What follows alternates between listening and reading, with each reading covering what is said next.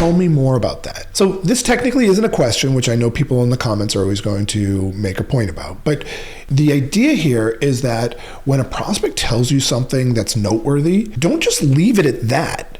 Right? A lot of times there's so much more there if we just prompt them. So this is a classic therapist question where we just say, tell me more about that. And of course, you've got to say it with the right tonality and you don't want to sound like a goofball. But if you just say something like, wow, that's really interesting. Tell me more about that. They're going to open up and dig so much more deeply than they otherwise would have. Because most salespeople, when a prospect says something like, yeah, revenues have been way down this year, most salespeople are like, oh yeah, I've heard that from a lot of different people. We can really help you with that. But instead, if you say, well, I appreciate you sharing that. Tell me more about that. Now they're going to really divulge what's actually going on. That's the good stuff.